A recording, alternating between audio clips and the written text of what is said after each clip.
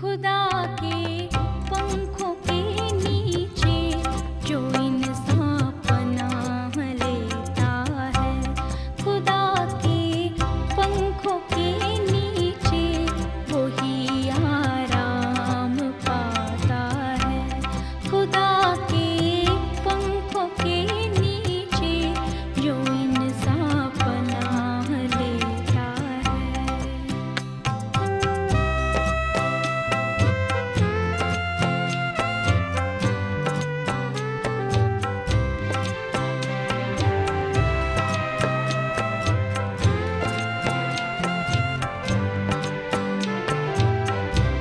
पनाह मेरी खुदावंद है, मैं सबको ये बताऊंगी।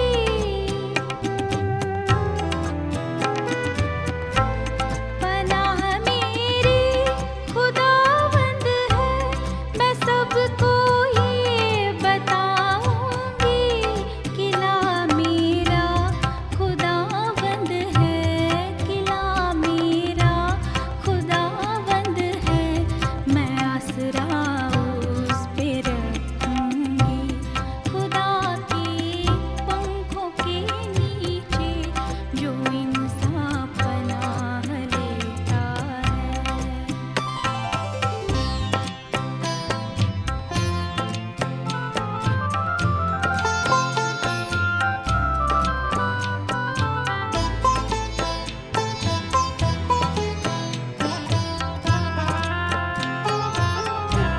मुसीबत और दुख के दिन खुदा तुझको न छोड़ेगा।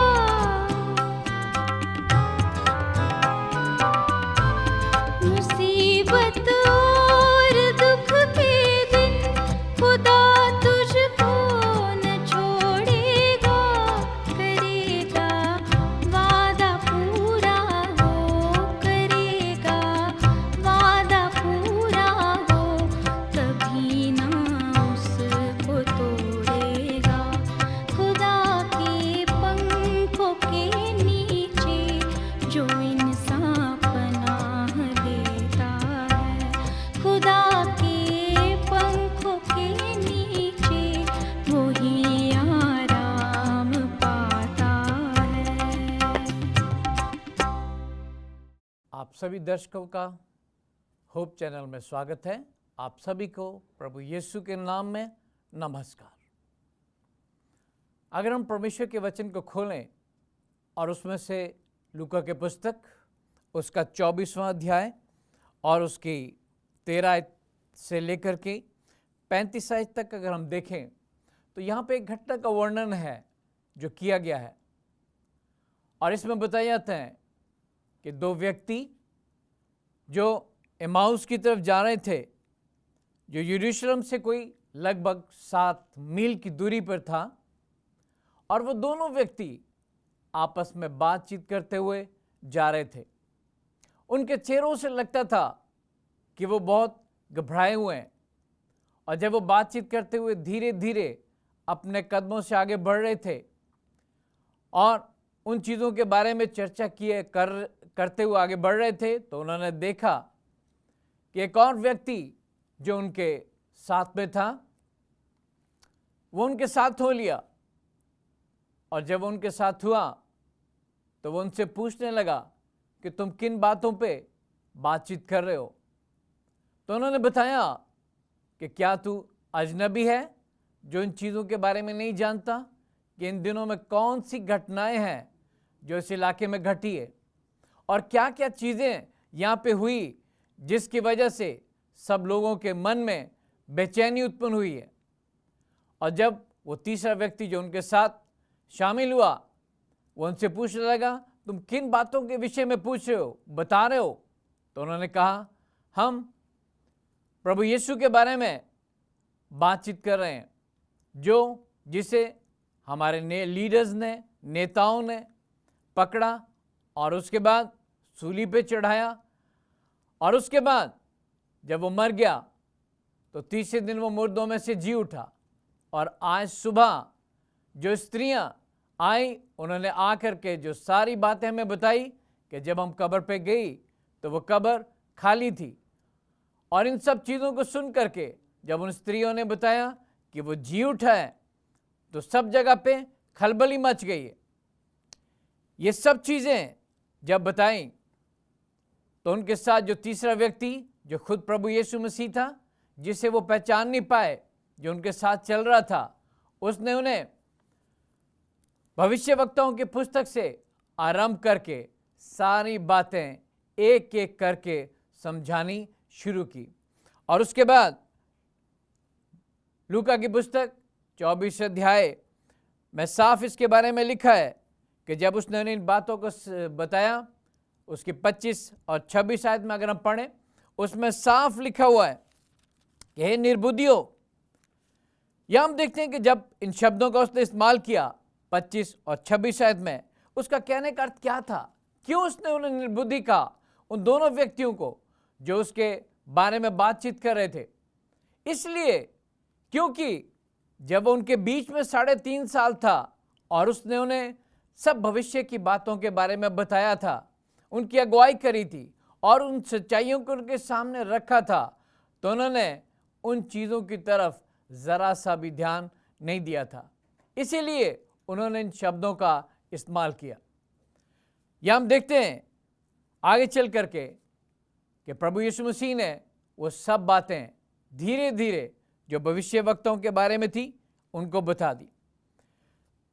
एक बड़ी अच्छी चीज़ जो परमेश्वर के वचन में है कि परमेश्वर ने वो वचन क्यों दिया।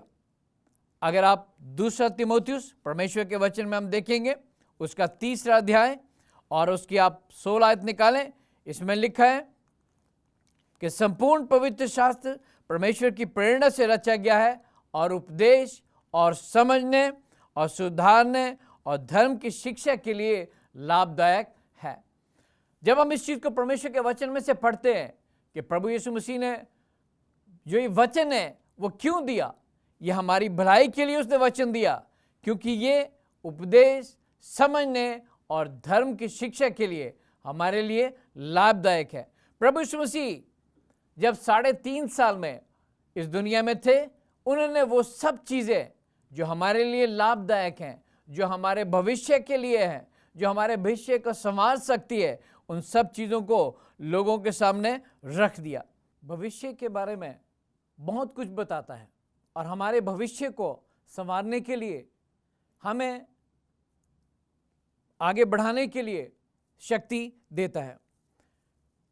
जब वो दोनों व्यक्ति प्रभु यीशु मसीह के साथ उस रास्ते पर आगे चल रहे थे, तो प्रभु यीशु मसीह ने और भी बहुत सी बातें उनके साथ की और उन्हें मूसा से लेकर के भविष्यवक्ताओं के बारे में बताया। अगर आप लूका की पुस्तक उसका 24 अध्याय और उसकी 27 आयत पढ़ें, तो इसमें इस प्रकार से लिखा हुआ है, तब उसने मूसा से और भविष्यवक्ताओं से आरंभ करके सारे पवित्र शास्त्र से अपने विषय में लिखी बातें उनको समझा दी। यह हम देखते हैं कि जब इन चीज़ों को प्रभु यीशु मसीह ने समझाया, तो वो दोनों इन चीज़ों को सुन करके बड़े हैरान थे कि ये व्यक्ति कैसे अच्छी प्रकार से हमें इन सब चीज़ों को समझा रहा है और बता रहा है जो चीज़ें हमने पहले भी सुनी थी, लेकिन उसके बाद भी वो उसको ना पहचान सके। प्रभु यीशु मसीह ने उन्हें यह भी बताया, जो यूहन्ना की पुस्तक उसके 5वें अध्याय और 39 आयत में लिखा हुआ है कि तुम पवित्र शास्त्र में ढूंढते हो क्योंकि समझते हो कि तुम्हें उसमें अनंत जीवन मिलता है। हम जानते हैं कि जब हम परमेश्वर के वचन को खोजते हैं, ढूंढते हैं, तो उसमें हमें एक ऐसी चीज़ मिलती है जो संसार में हमें कहीं नहीं मिल सकती। आज भी हम देखते हैं इस दुनिया में बहुत से लोग उस अनंत जीवन को तलाश करने के लिए कोई गुफाओं में, कोई पहाड़ों की चोटियों में, कोई मैदानों में, कोई दूसरे तीर्थ स्थानों में जाते हैं ताकि उस जीवन को प्राप्त कर सकें जिसको अनंत जीवन कहते हैं। और प्रभु यीशु मसीह ने उन्हें बड़ी आसानी से, सरलता के साथ उस अनंत जीवन के बारे में बता दिया कि वो चीज़ तुम्हें परमेश्वर के वचन में मिलेगी। और जब इस चीज़ को प्रभु यीशु मसीह ने बताया, तो वो इन चीज़ों को सुन करके बहुत ही हैरान हुए। प्रकाशित वाक्य की पुस्तक में से भी प्रभु यीशु मसीह ने बड़े अच्छे शब्दों में उन चीज़ों को बताया। और प्रकाशित वाक्य की अगर हम पुस्तक निकालें और उसका पहला अध्याय और उसकी पहली आयत में इसमें लिखा है, यीशु मसीह का प्रकाशित वाक्य जो परमेश्वर ने इसलिए दिया कि अपने दासों को वे बातें जिनका शीघ्र होना अवश्य है दिखाए। यहाँ हम देखते हैं प्रकाशित वाक्य के पुस्तक में बड़े साफ शब्दों में लिखा है कि प्रभु यीशु मसीह का प्रकाशित वाक्य जो उसने इसलिए दिखाया कि लोग जो चीज़ें भविष्य में होने वाली है उनको पहले से बताए। हम जानते हैं कि जब कोई घटना अचानक से होती है तो सब लोग बेचैन, परेशान और निराश हो जाते हैं। लेकिन जब हमें मालूम है कोई ऐसी चीज़ होने वाली है तो हम कभी भी बेचैन और परेशान नहीं होते। परमेश्वर ने इसीलिए इन चीज़ों को हमारे सामने रखा और उन दोनों व्यक्तियों को जब इन चीज़ों के बारे में बताया तो इन चीज़ों को सुन करके वो भी बड़े हैरान हुए। अगर परमेश्वर के वचन में से हम पढ़ें, बड़ी अच्छी चीज़ है जो इसमें दी गई है। प्रभु यीशु मसीह को इसी परमेश्वर के वचन में भिन्न भिन्न नामों से पुकारा गया है। और कौन से नाम है जिस नाम से हम प्रभु यीशु मसीह को जानते हैं? अगर आप यूहन्ना की पुस्तक उसका पहला अध्याय और उसकी पहली आयत अगर हम देखें, इसमें साफ शब्दों में लिखा हुआ है, आदि में वचन था, वचन परमेश्वर के साथ था और वचन परमेश्वर था। इसकी 14 आयत में भी लिखा हुआ है, और वचन देहधारी हुआ और अनुग्रह और सच्चाई से परिपूर्ण होकर हमारे बीच में डेरा किया। यहां हम देखते हैं प्रभु का वचन बताता है कि आदि में वचन था, वचन परमेश्वर के साथ था। प्रभु यीशु मसीह को वचन क्यों कहा गया है? हम देखते हैं कि जब उसको वचन कहा गया है तो उसका एक खास मकसद था। अगर हम आपके सामने इशारों में बातचीत करें तो आप हमारे इशारों को कभी नहीं समझ सकेंगे और ना जान पाएंगे कि हमारा कहने का मकसद क्या है।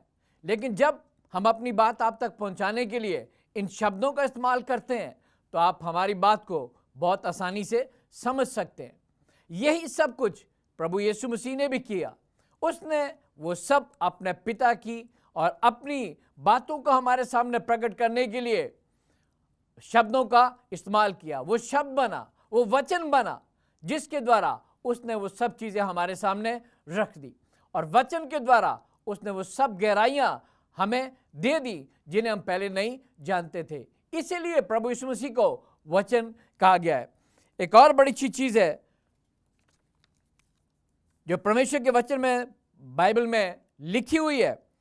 इसमें लिखा है कि प्रभु यीशु मसीह ने इन सब चीज़ों का उपयोग जो है वो क्यों किया।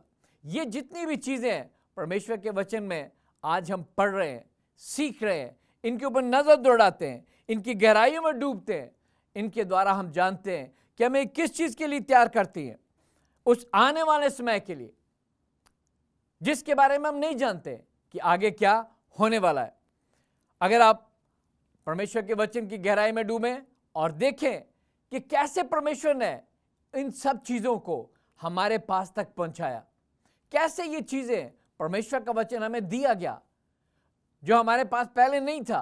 परमेश्वर ने किसका उपयोग किया इन सब चीज़ों को मेरे और आपके पास तक पहुंचाने के लिए। अगर आप दूसरा पत्रस परमेश्वर के वचन में से निकालें, उसका 1 अध्याय और उसकी 21 आयत अगर आप पढ़ें, इसमें बड़े साफ शब्दों में लिखा हुआ है। दूसरा पत्रस पहला अध्याय और उसकी 21 आयत, इसमें लिखा है, क्योंकि कोई भी भविष्यवाणी मनुष्य की इच्छा से कभी नहीं हुई, पर भक्तजन पवित्र आत्मा के द्वारा उभारे जाकर परमेश्वर की ओर से बोलते थे। यहाँ साफ शब्दों में प्रभु का वचन कहता है कि ये किसी मनुष्य का लिखा हुआ शब्द या वचन नहीं है जो मेरे और आपके आज सामने दिया जा रहा है। ये वचन परमेश्वर का दिया हुआ वचन है और इसको लिखने में हजारों साल लगे।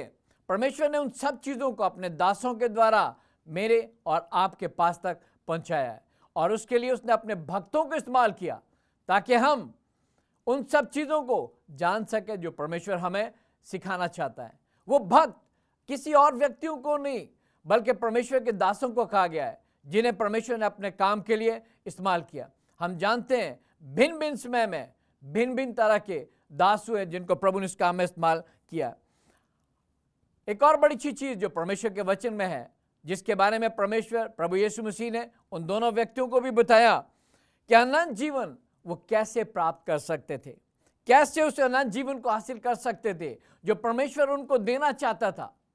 अगर आप यूहन्ना की पुस्तक उसका 17 अध्याय और उसकी आप 3 आयत देखो, इसमें बड़े साफ शब्दों में यहाँ पे लिखा है। जब आप प्रभु का वचन खोलते हो, उसकी गहराई में डूबते हो, तो इसमें आप इस चीज को स्पष्ट रूप में पाओगे जो परमेश्वर ने उन दोनों व्यक्तियों को बताई थी। इसमें लिखा है, और अनंत जीवन यह है कि वे तुझ अद्वैत सच्चे परमेश्वर और प्रभु यीशु मसीह को जिससे तूने भेजा है जाने।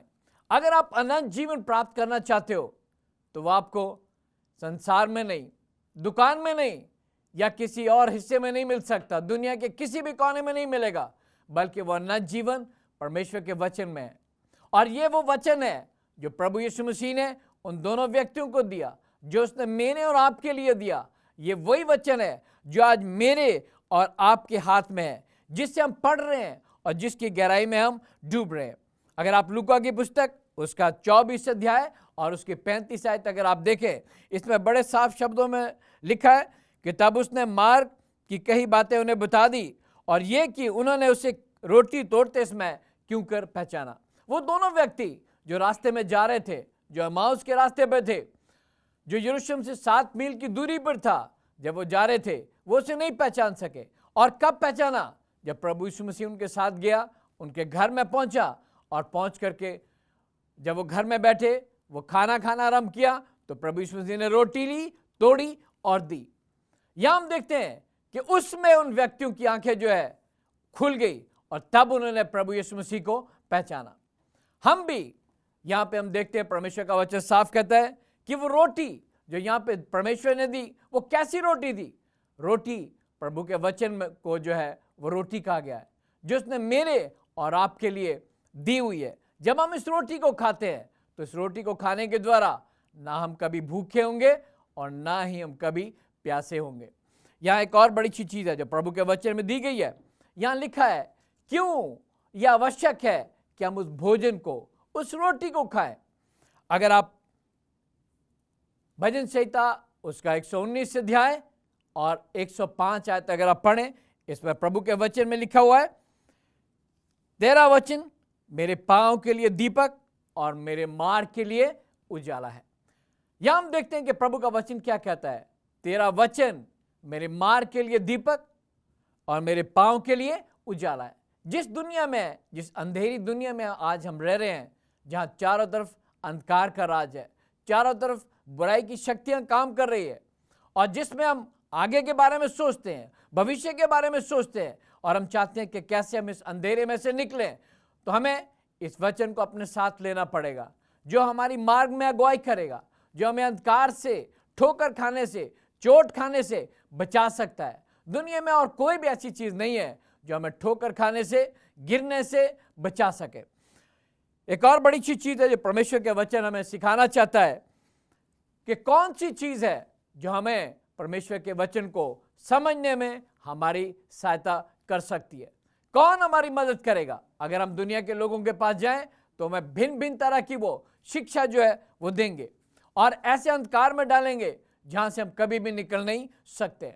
लेकिन प्रभु का वचन साफ कहता है, अगर आप यूहन्ना की पुस्तक उसका 16 अध्याय और उसकी 13 आयत अगर आप देखें, इसमें लिखा है, परंतु जब अर्थात सत्य का आत्मा आएगा तो तुम्हें सत्य का मार्ग बताएगा, क्योंकि वो अपनी ओर से ना कहेगा, परंतु जो सुनेगा वही कहेगा, और आने वाली बातें तुम्हें बताएगा। यहां परमेश्वर का वचन साफ कहता है कि अगर हम आने वाली बातों को जानना चाहते हैं, अपने कि आगे क्या होने वाला है, जिस चीज को लेकर के हम परेशान हो जाते हैं, कल क्या होगा, हमारे बच्चों का क्या होगा, हमारे परिवार का क्या होगा, हमारे देश का क्या होगा, और हम कैसे आगे बढ़ेंगे, अगर हम इन चीजों को जानना चाहते हैं तो एक ही चीज है कि हमें क्या करना है, उस परमेश्वर को पुकारना है और उस सहायता की अपील करनी है, ताकि परमेश्वर वो सहायता, वो मददगार, वो पवित्र आत्मा भेजे जो हमारी आगे बढ़ने में अगुवाई करती है। परमेश्वर के वचन में साफ शब्दों में लिखा हुआ है, अगर आप पढ़ें यूहन्ना की पुस्तक 14 अध्याय और 6 आयत में, प्रभु यीशु मसीह ने बड़े साफ शब्दों में यहाँ पे कहा गया है कि कहाँ से हम उस सच्चाई को हासिल कर सकते हैं, कैसे वो सच्चाई हमें मिल सकती है और कैसे उस सच्चाई को साथ लेकर के आगे बढ़ सकते हैं। सबसे पहली चीज़ तो ये है कि वो सच्चाई कहाँ है, वो रास्ता कहाँ है जो हमें हमारी मंजिल तक पहुँचा सकती है। अगर आप यूहन्ना की पुस्तक उसका 14 अध्याय और 6 आयत में देखें, प्रभु यीशु मसीह ने अपने आप इन शब्दों को अपने मुंह से कहा और उसने कहा, यीशु ने उनसे कहा, मार्ग, सच्चाई और जीवन मैं हूं, बिन मेरे द्वारा कोई भी पिता के पास नहीं पहुंच सकता। ये प्रभु यीशु मसीह के शब्द है। अगर आप इस दुनिया से जाना चाहते हो, निकलना चाहते हो, आगे बढ़ना चाहते हो, सुरक्षित होना चाहते हो और चाहते हो कि आप इस अंधकार से निकल जाओ, तो हमें कहाँ आना पड़ेगा? प्रभु के कदमों में आना पड़ेगा, उस मार्ग को चुनना पड़ेगा जो प्रभु ने हमें दिखाया है, क्योंकि दुनिया में और कोई भी ऐसा मार्ग नहीं है जो हमें हमेशा सुरक्षित इस अंधकार में से निकाल करके उस ज्योति के पास तक पहुंचा सके, जहां जाकर के हम सुरक्षित हो। एक और बड़ी चीज परमेश्वर का वचन जो हमें सिखाना चाहता है कि यदि हम किस प्रकार से, यदि हम परमेश्वर के वचन को गहराई से और पवित्र वचन को अच्छी प्रकार से समझना चाहते हैं, सीखना चाहते हैं, तो परमेश्वर ने एक मददगार, एक सहायक की हमसे हमारे सामने रखा हुआ है। यह हमारे पास एक सहायक है जो परमेश्वर हमें देना चाहता है, लेकिन उस सहायक को हमें पुकारना पड़ेगा।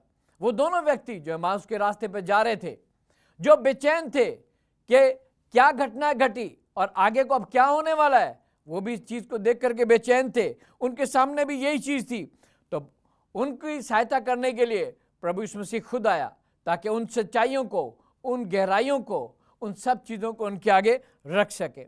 अगर आप भजन संहिता की पुस्तक 119 अध्याय और उसकी 11 आयत अगर आप निकालो, भजन संहिता 119 की 11, इसमें बड़े साफ शब्दों में यहाँ पे प्रभु के वचन में लिखा हुआ है।